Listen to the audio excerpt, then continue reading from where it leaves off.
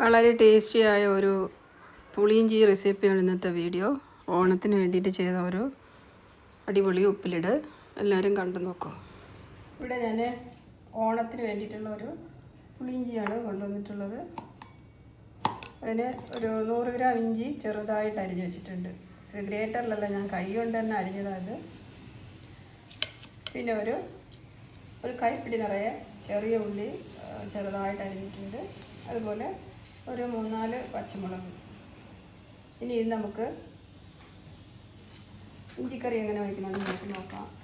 പുളിയിഞ്ചിയാണ്, ഇഞ്ചിക്കറിയല്ല, ഇത് പുളിയിഞ്ചിയാണ്. പുളിയിഞ്ചി വേറെ, ഇഞ്ചിക്കറി വേറെ. ഇഞ്ചിക്കറി ആണെങ്കിൽ ഇതൊന്നും ചേർക്കില്ല, ഉള്ളി ഒന്നും ചേർക്കില്ല, വെറും ഇഞ്ചി മാത്രമേ ചേർക്കുള്ളൂ.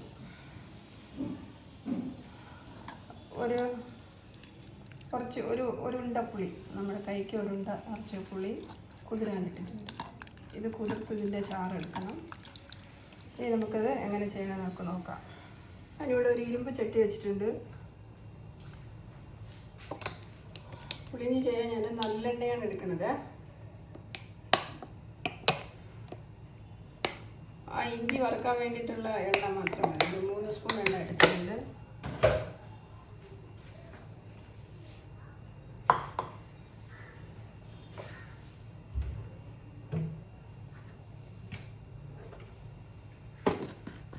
ചൂടായി ഞാൻ കടുകിട്ട് പൊട്ടിക്കഴിഞ്ഞാൽ 2-3 വറ്റൽമുളക്, പിന്നെ കറിവേപ്പില,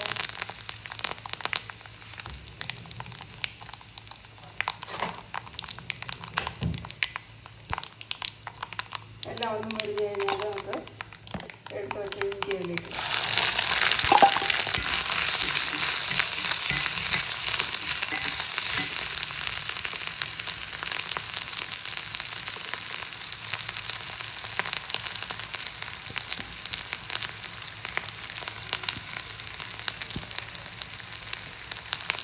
ഇഞ്ചി ഇട്ട് കഴിഞ്ഞാൽ ഹൈ ഫ്ലെയിം വെക്കില്ല, ലോ ഫ്ലെയിമിൽ തന്നെ നല്ല വറക്കും.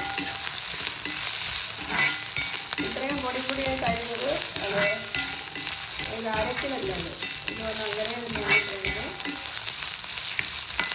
നല്ല ഒന്ന് പൊരിഞ്ഞ് വരുന്നത് അതിലേക്ക് ലോ ഫ്ലെയിമിലിട്ട് വെള്ളം പൊടിച്ചെടുക്കാം.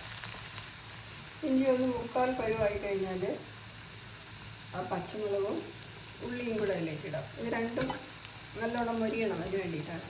പച്ച സ്മെല്ലോ അതിൻ്റെ വെള്ളത്തിൻ്റെ ആവശ്യം ഒട്ടും പാടില്ല. അങ്ങനെ കഴിക്കാനാണ്. അപ്പോൾ കുറച്ച് നാൾ ഉണ്ടാവുമല്ലോ, ഇരിക്കില്ല.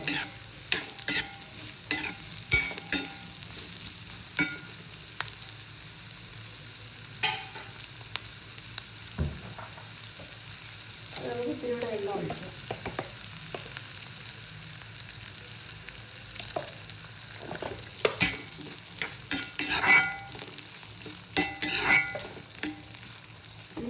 കൂടെ നല്ല മുരിഞ്ഞ് വരണം, കരിയാൻ പാടില്ല. ലോ ഫ്ലെയിമിൽ വേണം ചെയ്യേണ്ടത്. ഉള്ളിയൊക്കെ ഇട്ട കാരണം ഹൈ ഫ്ലെയിം വെച്ചാൽ പെട്ടെന്ന് കരിഞ്ഞു പോകും. അപ്പോൾ ഇങ്ങനെ പതുക്കെ ഈ എണ്ണയിൽ കിടന്ന് ഇങ്ങനെ മുരിഞ്ഞ് വരണം. അപ്പോഴാണ് അതിൻ്റെ ടേസ്റ്റ്. ഇട്ട് കഴിഞ്ഞാൽ ഇടയ്ക്കിടയ്ക്ക് ഒന്ന് ഇളക്കി കൊടുക്കണം. ഉള്ളി നിറയെന്ന് തോന്നണം, അതല്ല ഇഞ്ചിയുടെ കടുപ്പെല്ലാം മാറണമെങ്കിൽ ഒരുമാതിരി കവർക്കണ ഒരുമാതിരി ഉണ്ടാവില്ല. അതൊക്കെ മാറണമെങ്കിൽ ഉള്ളി ഇട്ടാൽ നല്ലതാണ്. പിന്നെ പച്ചമുളകിൻ്റെ ഫ്ലേവറും കൂടെ ആകുമ്പോൾ നന്നായിട്ടുണ്ടാവും. ഉള്ളി നല്ല ചുവന്ന കളർ വരുന്നതാണ് എൻ്റെ പരി.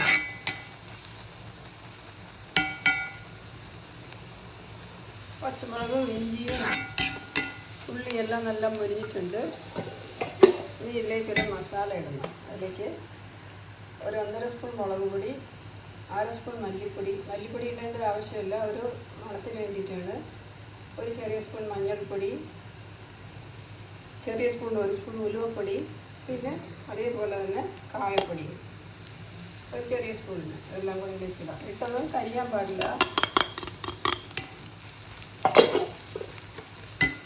ആ മസാലയുടെ പച്ചമണം ഒന്ന് മാറിക്കഴിഞ്ഞാൽ എടുത്ത് വെച്ചിങ്ങനെ പുളി നമുക്കതിലേക്ക് ഒഴിക്കാം.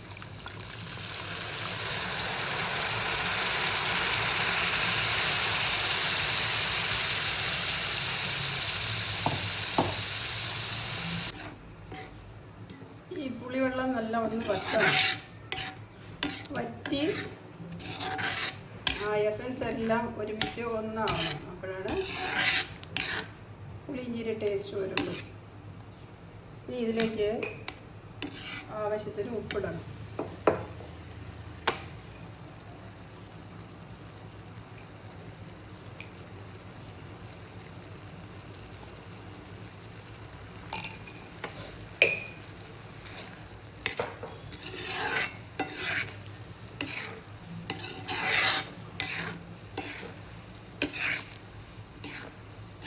ഇതൊന്ന് വറ്റി വരുമ്പോൾ നമുക്ക് ഇന്നൊരു ഐറ്റം ചേർക്കണം അതിലേക്ക്. അപ്പോഴാണ് ആ പുളിയിഞ്ചിയുടെ ടേസ്റ്റ് വരുള്ളൂ.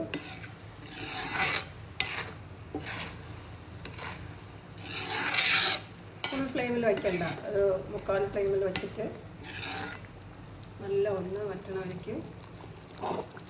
അധികം വറ്റണ്ട, നമ്മൾ സ്പൂണിലെടുക്കണം. പറ്റും എല്ലാം കൂടെ ഒന്ന് തിളച്ച് ഒന്ന് പാകത്തിലെത്തുമ്പോൾ ഇന്നൊരു ഐറ്റം നമുക്ക് ഇതിലേക്ക് ഇടാം.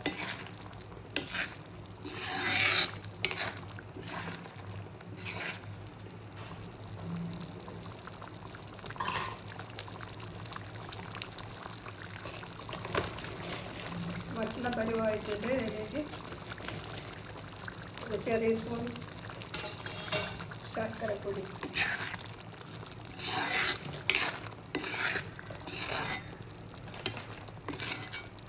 അതിൻ്റെ ടേസ്റ്റ് നല്ല ബാലൻസ്ഡ് ആവും.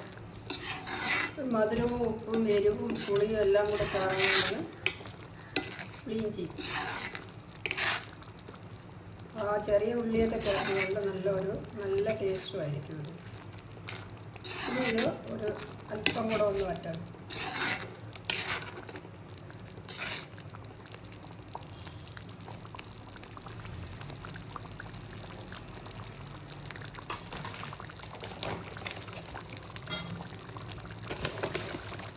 പുളി ഉപ്പും കൂടി വെക്കുന്നുണ്ട്, അപ്പോൾ കുറച്ചുകൂടെ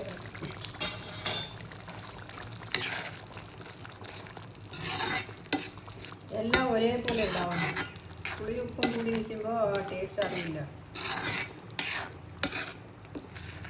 ഇത് വയറുവേദനയ്ക്ക്, വയർ അപ്സെറ്റ് ആവണതിന്, ഗ്യാസിൻ്റെ ഒക്കെ പ്രോബ്ലത്തിന് നല്ലതാണ്. എല്ലാ രസങ്ങളും ഉണ്ടല്ലോ അതിൽ.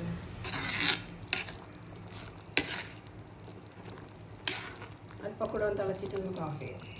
ഈ അളവാകുമ്പോൾ എടുക്കണം. ഇതിന് ആറി കഴിഞ്ഞാൽ ഇനി കുറച്ചും കൂടെ കട്ടിയാവും. തീരെ കട്ടിയായാലും നമുക്ക് എടുക്കാൻ പറ്റില്ല. ഇനി ഒരു പാത്രത്തിലേക്ക്, ഇതായത് ചീനിച്ചട്ടി ആയതുകൊണ്ട് ഇതിനെ നമ്മൾ വേറൊരു പാത്രത്തിലേക്ക് മാറ്റണം. അങ്ങനെ ഓണത്തിലേക്കുള്ള പുളിയിഞ്ചി റെഡിയായി.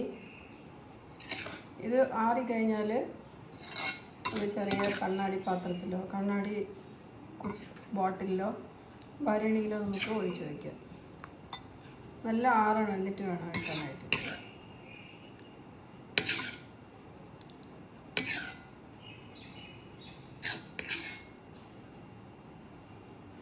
ഇതിന് നമ്മൾ നല്ല തണുത്തതിന് ശേഷം നല്ലൊരു അടച്ചുറപ്പുള്ള ഒരു നല്ലൊരു ബോട്ടിൽ എടുത്ത് വയ്ക്കാം. വെള്ളമൊന്നുമില്ലാതെ നല്ല ഡ്രൈ ആക്കിയതിന് ശേഷം വേണം വയ്ക്കാൻ. അപ്പോൾ ഇത് കുറച്ച് നാളത്തേക്ക് ഇരിക്കുള്ളൂ. അപ്പോൾ ഇനി അടുത്ത് നല്ലൊരു വീഡിയോ ആയിട്ട് വരുമ്പോഴേക്കും ബൈ.